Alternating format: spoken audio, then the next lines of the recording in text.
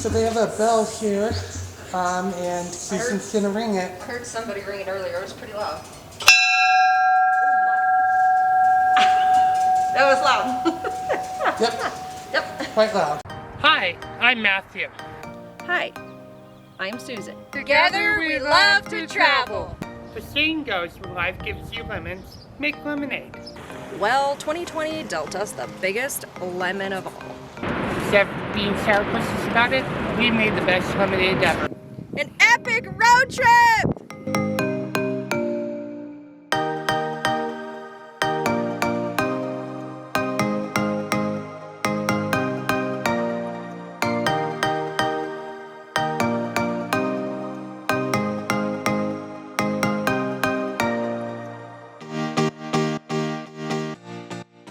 Good morning! We had to do the grab and go breakfast up at the check-in desk. So we've got the breakfast burritos, which is our hot option.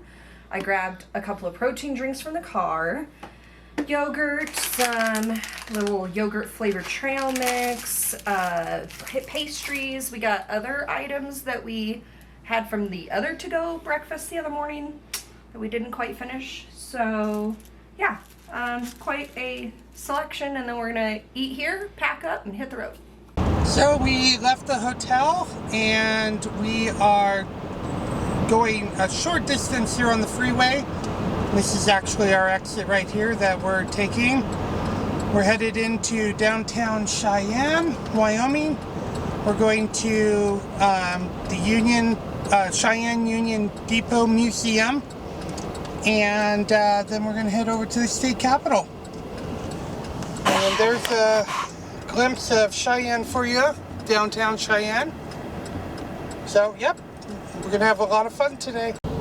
There's the Union Pacific Yard Tower for Cheyenne, since they have a big yard here. That's really cool. You don't see many yard towers anymore. Cheyenne has those cool boats you can see over there. So welcome to the Cheyenne Union Depot. It's home of the Depot Museum. And here's a better look at those boots that we were talking about. They have them painted all around town. So this one has the governors of Wyoming on there and the dates that they served. Super cool. So we are here at the Cheyenne Depot Museum, and we're gonna go through and we're gonna show you some of the artifacts that they have. Susan's playing with I said turn the handle. with the cars here to illustrate how a train goes up the grade and all that. So yeah, so cool. A lot of history because Cheyenne was influential on the parts of the transcontinental railroad. And we're going to see other spots today as we travel west on I-80. So this is an example of what is required for a railroad track.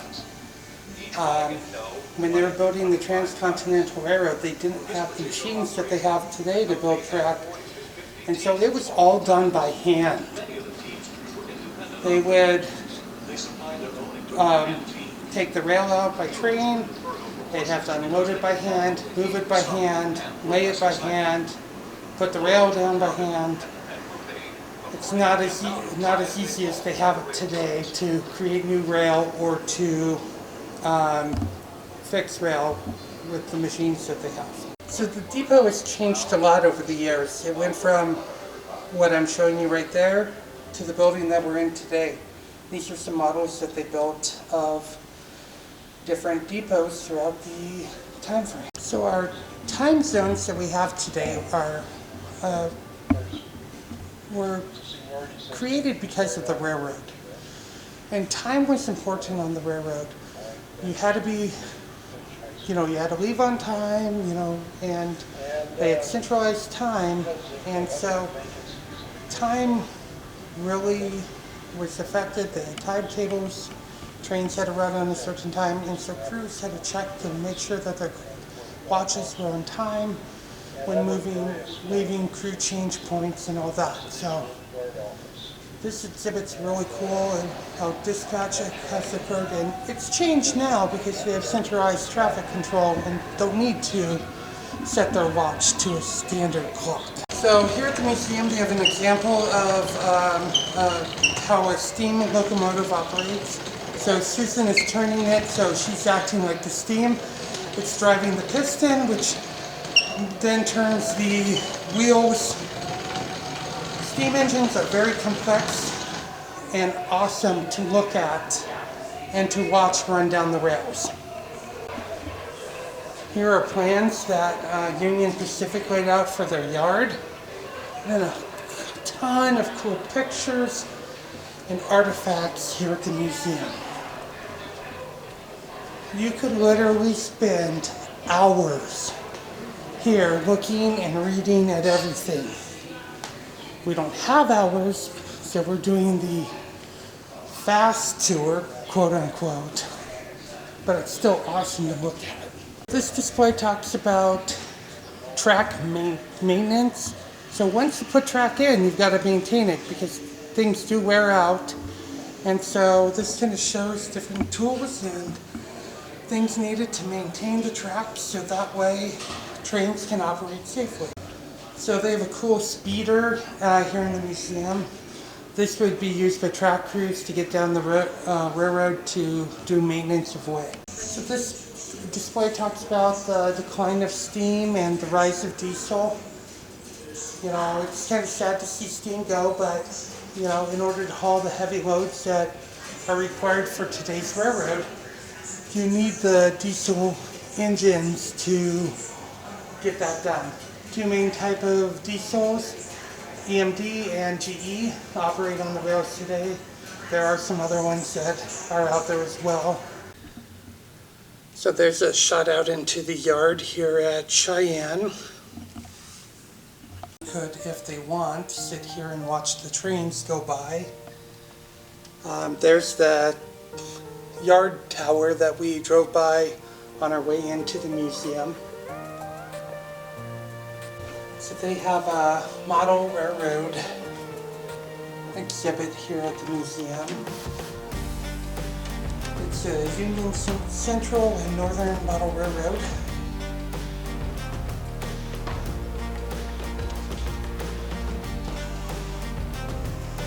Spent a lot of time on this layout.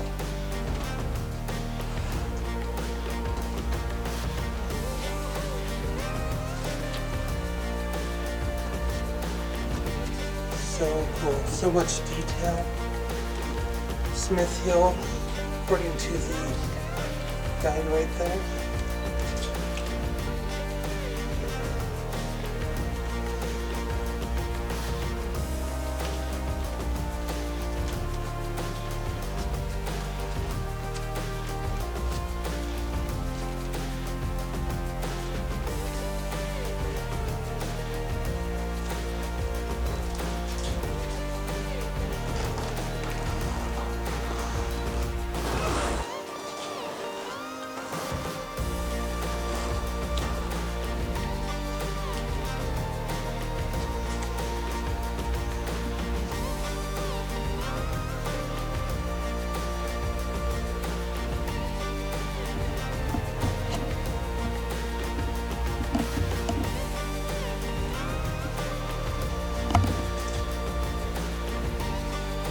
Look at that bridge. That's a good detail of it.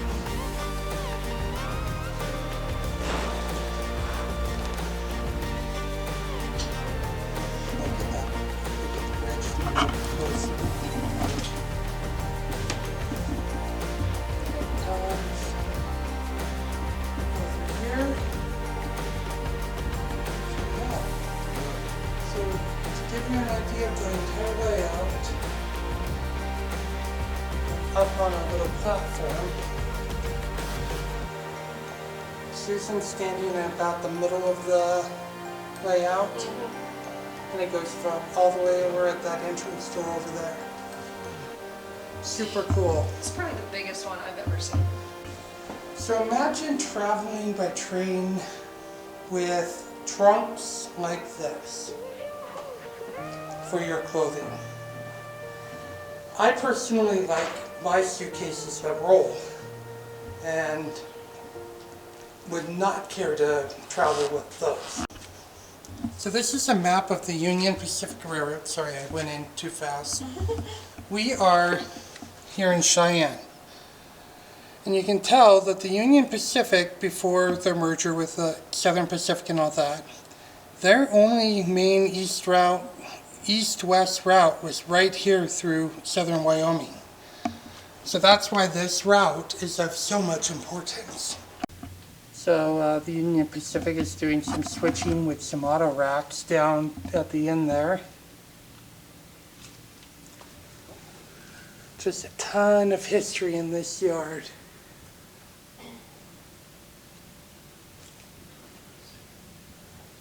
From the transcontinental railroad to today. It's amazing how railroads have evolved. Susan's playing with the switch right here. Red, yellow, back to red, green. Really cool. That's cool. She gets excited with the little things. I do what the kids do. Some jet turbine engines that the UP had.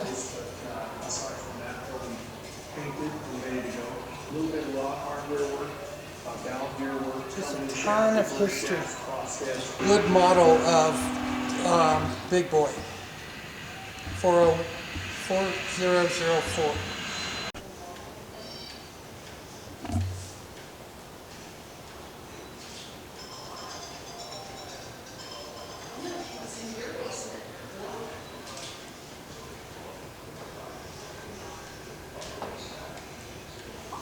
Really cool station clock here.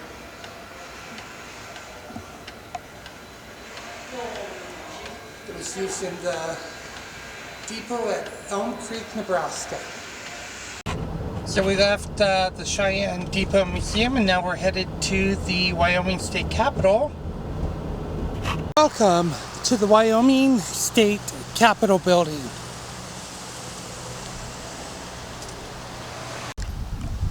Here is the seal of the state of Wyoming and the Capitol with its rotunda.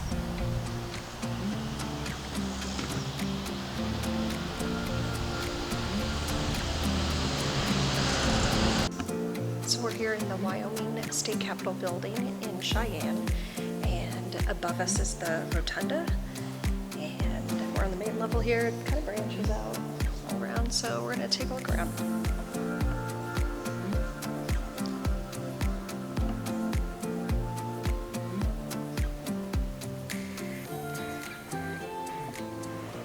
A lot of woodwork, wooden stairs leading up.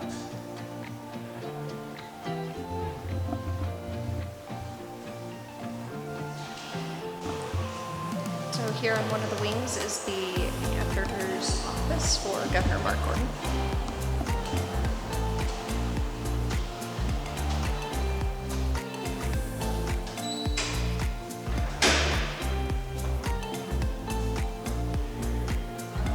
See paintings of former governors.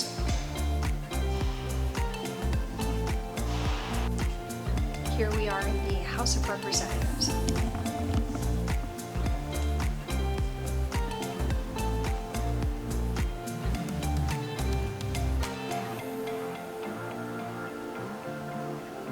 This is the rotunda area on the second floor.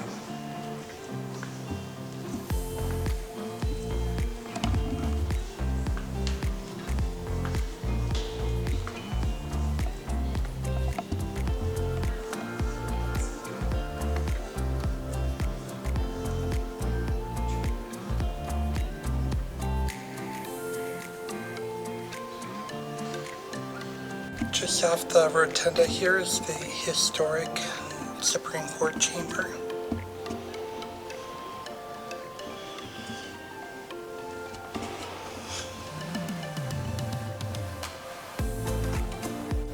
And this here is the Senate chamber.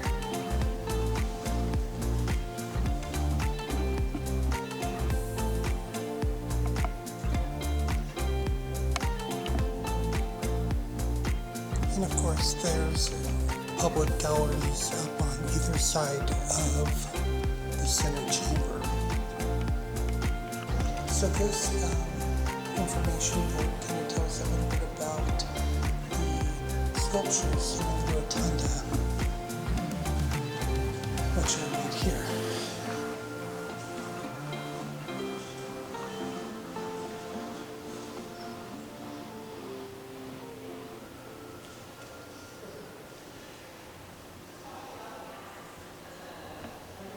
So that was the original rotunda paint scheme. That was the paint scheme in the rotunda up until 2015. And that is the current restored original design. So there is the restored original design as painted on the rotunda. So we are standing on the south steps of the Capitol building, and we're going to head out and start heading west. Yeah, it's a pretty cool tour. It's a very old, unique building. They're doing a great job of restoring it to its original style. Okay, so we're going to head out and head west. One more quick note, the statue of the bison over here. Really cool. So we're just outside of Cheyenne. I've got to take advantage of having the Union Pacific Main Line next to us, so doing a little rail fanning. Whoop. So I stood by the railroad tracks for about a half an hour. Unfortunately, no trains came through at that time. Otherwise, I would have shown you at least the head end of it. But we're on the road again. We're on Wyoming 225, and we're going to end up connecting with I-80 up here. And we're going to head west.